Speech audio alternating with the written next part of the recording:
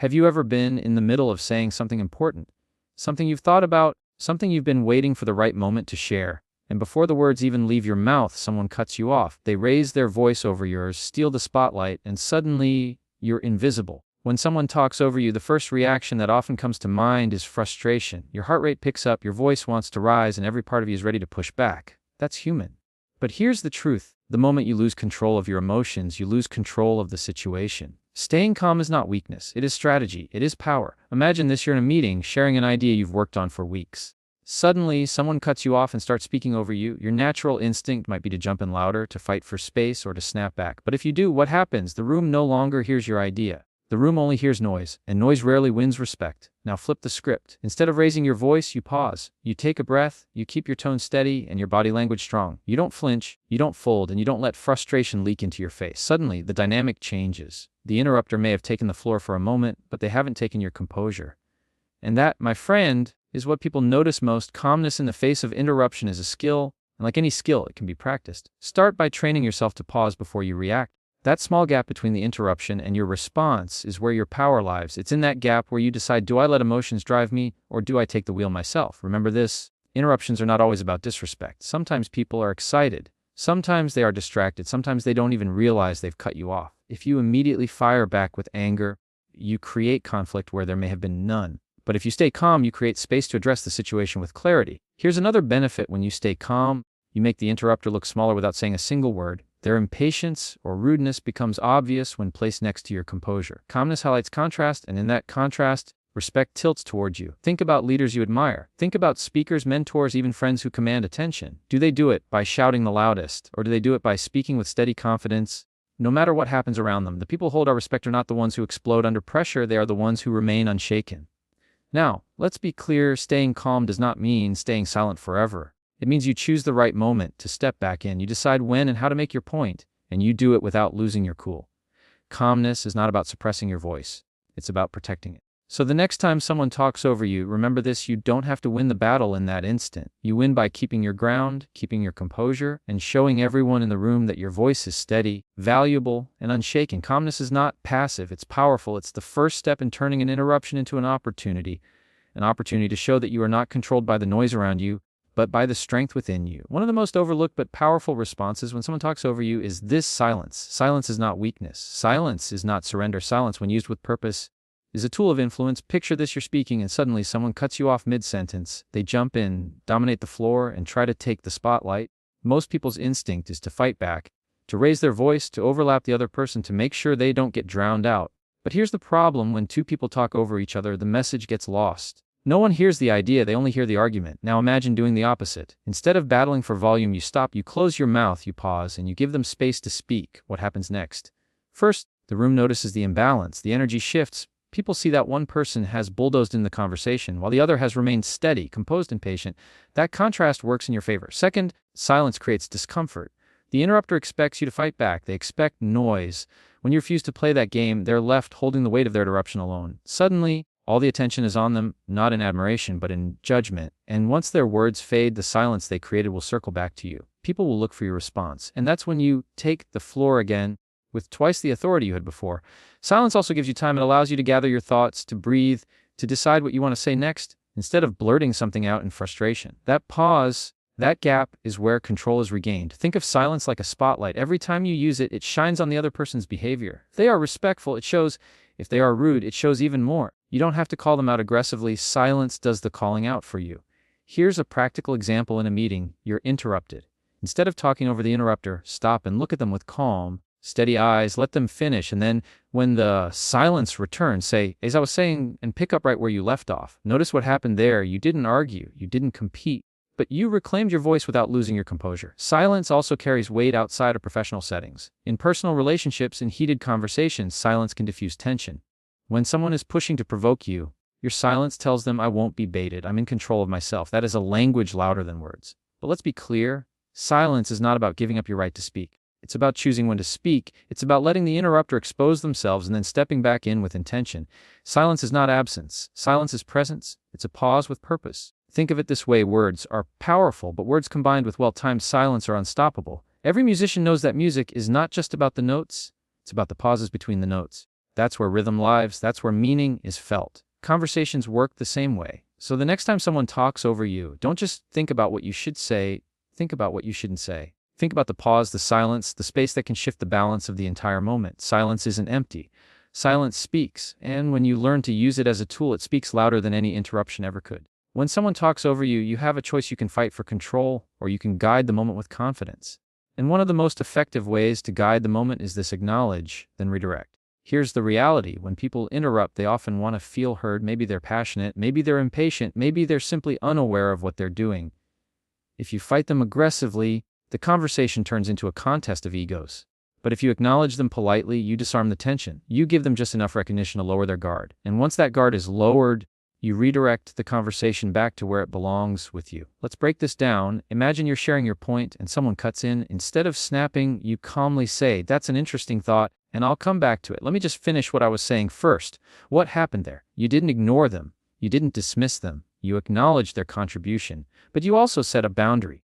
You reminded everyone in the room, including yourself, that your voice matters and your thought deserves completion. That is not confrontation, that is control. Polite acknowledgement works because it shows maturity. It communicates, "I see you, but I'm not stepping aside." It tells the interrupter and everyone else watching that you can balance respect with self-respect. And that balance is what earns lasting credibility. Think about leaders who command attention. They don't steamroll others, and they don't let themselves get steamrolled either. They have the ability to recognize others without losing their own ground. That's exactly what acknowledge and redirect does. It's leadership in action. Another example: in a group discussion, someone jumps in and tries to dominate. Instead of fighting them for airtime, you say, "I hear your point, Mark. Let me wrap up my thought, and then I'd love to hear more of yours." Notice how smooth that is? You didn't escalate. You didn't compete. You used their name, you recognized their voice, but you also reclaimed your own. That's the art of redirection. And here's the deeper truth: people respect boundaries that are set with kindness more than boundaries set with aggression. Why? Because kindness disarms defensiveness. It lowers the emotional temperature of the room. And in that calmer space, your message doesn't just get heard, it gets remembered. Polite acknowledgement also prevents you from looking insecure. If you ignore the interrupter completely, it can make you seem dismissive. If you fight too hard, it can make you seem threatened. But when you calmly acknowledge and then redirect, you project quiet strength. You show that you're not shaken by the interruption, you're simply steering the conversation back on course. This approach is especially powerful in high-stakes situations: job interviews, presentations, leadership meetings. Because in those moments, people aren't just listening to your words, they're watching how you handle pressure. And when you show that you can balance respect for others with respect for yourself, you send a message that goes far beyond the conversation. I am confident. I am composed. I am in control. So the next time someone talks over you, don't see it as a fight to win. See it as an opportunity to lead. Acknowledge their presence. Redirect with calm authority. And continue your point with the assurance that your voice matters, not because you shouted the loudest, but because you guided the moment with strength and grace. Politeness doesn't weaken your stance, it strengthens it. And redirection isn't about pushing others away, it's about bringing the conversation back to where it needs to be. That balance, acknowledgement plus redirection, is the formula that transforms interruptions into opportunities to shine. There is a simple, powerful tool that often gets overlooked in conversations: a person's name. When someone interrupts you or talks over you, one of the most effective ways to bring the focus back to yourself is this: use their name. Why does this work? Because a name cuts through the noise. Think about it. You could be in a crowded room filled with chatter, and if someone calls your name, your head immediately turns. Your name is the one sound you're wired to respond to. It signals attention. It signals connection, and when you use it in a moment of interruption, it resets the dynamic instantly. Here's an example. Imagine you're in a meeting and someone cuts you off. Instead of raising your voice or ignoring them, you say calmly, "Sarah, let me finish my thought, and then I'd like to hear yours." Notice what happened there. You didn't have to argue. You didn't have to fight for the floor. By simply saying their name, you got their attention, you re-established respect, and you took back control of the conversation. Names work because they humanize the moment. When you call someone by name, you're not attacking them, you're not dismissing them, you're inviting them into respect. You're reminding them, and everyone else listening, that this is a dialogue, not a battle. And here's the key: when you use someone's name, keep your tone steady, firm, but calm. No sarcasm, no bite, just confident clarity. That's what makes it powerful. If you load their name with anger, it feels like an attack. But when you use it with composure, it feels like leadership. Think about the last time someone said your name in a respectful but firm way. It got your attention, didn't it? It made you pause. That's exactly the effect you want in these moments. You want to create a pause, a reset that allows you to step back in and finish what you started. Using names also shows emotional intelligence. It communicates, "I see you as a person. I respect you enough to recognize you, but I also respect myself enough not to be pushed aside." That balance is rare and people notice it. Now let's zoom out for a second. This isn't just about interruptions. Using someone's name is a universal communication tool. In negotiations, in relationships, in teaching, in leadership, names build bridges. They soften resistance. They bring focus. So when you combine this universal tool with the moment of an interruption, the effect is multiplied. Another example, you're giving a presentation and someone keeps jumping in. Instead of ignoring them, you say, "David, I appreciate your input. Let me finish this part and then I'll come back to you." The use of their name anchors the redirection. Without it, your words might fade into the air. With it, they land. Here's the deeper truth. People are less likely to keep interrupting once you've called them by name. Why? Because names hold accountability. When you say their name out loud, you're not just addressing them, you're signaling to the entire room who is interrupting. That subtle accountability often stops the behavior right there. So remember this, a name is not just a word. It's a lever. It's a switch. It's a way to shift attention without shouting, without arguing, and without losing composure. The next time someone talks over you, try it. Look at them calmly, use their name, and then reclaim your point. You'll be amazed at how quickly the room shifts back to you, because in communication, it's not always about saying more. Sometimes it's about saying less, but saying it with precision. And nothing is more precise, more personal, or more powerful than a name spoken with calm authority. When someone talks over you, the real battle isn't about volume, it's about presence.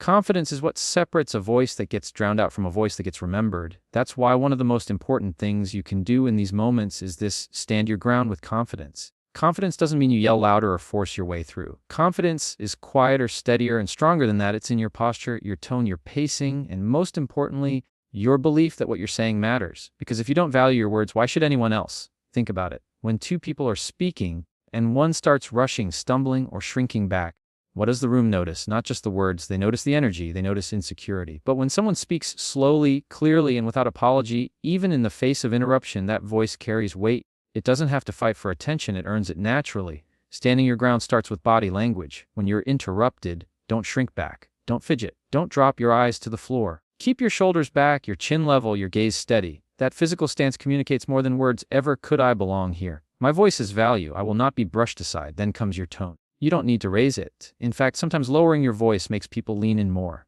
Speak in a measured way, not rushed. When people see that you're unshaken by the interruption, they begin to pay attention, not just to what you say, but to how you hold yourself under pressure. Confidence also shows up in your choice of words. Instead of apologizing for speaking, "Sorry, can I just finish?" Try firm but polite phrases like, "I'd like to finish my thought," or, "As I was saying." Those small shifts turn your words from defensive into assertive, and that shift changes everything.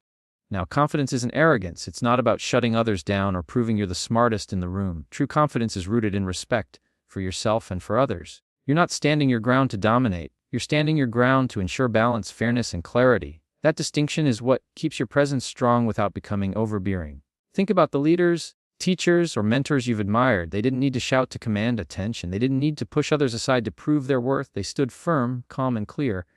And because of that, people leaned in, listened, and respected their words. Confidence also comes from preparation. If you know your message, if you've thought through what you want to say, you'll naturally stand taller when interruptions come. You'll know that your words are worth finishing. Preparation builds confidence, and confidence helps you stand your ground. Here's another truth: when you stand your ground confidently, you don't just impact the interrupter. You impact everyone else watching. They see your strength, they see your steadiness. And the next time you speak, they'll give you more space, more respect, and more attention because you've proven you deserve it. So the next time someone talks over you, resist the urge to rush or retreat.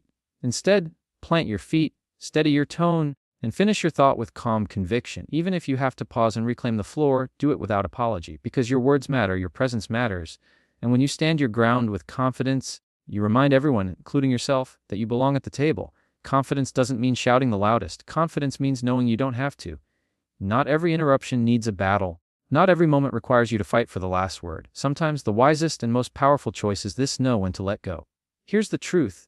People will interrupt you for different reasons. Some out of excitement, some out of habit, and yes, some out of disrespect. But not every interruption is worth your energy. The key is learning to recognize the difference. If you try to fight every single interruption, you drain yourself. You turn every conversation into a tug of war, and eventually people stop hearing your message and only see your defensiveness. But when you pick your battles, when you decide which moments to address and which moments to release, you show maturity, wisdom, and control. Think about it. Have you ever seen someone argue over every little thing? Did they look strong or did they look fragile? Most of the time, constant defensiveness makes someone seem insecure. But when you let small things slide, you send a different message. I'm secure enough in myself that I don't need to win every second. I'm here for the bigger picture. Letting go doesn't mean your voice doesn't matter. It means you value peace, clarity, and respect more than unnecessary conflict. It means you understand that not every hill is worth dying on. Some interruptions aren't personal, some don't even change the outcome of the conversation. And when you let those moments pass, you protect your energy for the moments that truly count. Here's an example. You're telling a story and someone jumps in with a small comment. It's not harmful, it's not hostile, it's just a distraction. Instead of stopping everything to correct them, you smile, nod, and keep going. You don't lose your flow, you don't lose your audience, you simply move forward. That's strength, not weakness. But let's be clear, knowing when to let go doesn't mean you always stay silent. If the interruption is persistent, disrespectful, or if it shuts down your ability to contribute, that's a moment worth addressing. The skill here is discernment. Ask yourself, does this matter enough to confront? Or is my time better spent continuing, redirecting, or simply moving on? This skill is not just for professional settings. In relationships, knowing when to let go can save you from endless cycles of arguments. Sometimes silence and a deep breath do more than hours of back and forth ever could. Not because you don't care, but because you care more about the connection than about being right every single time. There's another benefit to letting go. It surprises people. When someone expects a reaction and doesn't get one, they lose their power. They can't feed off your frustration. They can't drag you into their chaos. Your calm detachment leaves them with nothing to push against, and in that quiet space, your dignity shines. Letting go is not giving up, it's leveling up. It's choosing to rise above the noise. It's saying, I know my worth, and I don't need to fight for it in every interruption. That choice makes your voice more powerful, not less, because when you finally do stand your ground, people will know this moment matters. So remember this. Not every battle is yours to fight. Not every interruption deserves your energy. The strongest people aren't those who win every argument, they're the ones who know which arguments are worth having. And when you master that balance, when you know when to speak, when to redirect, and when to simply let go, you don't just control the conversation, you control yourself. And that is the ultimate power.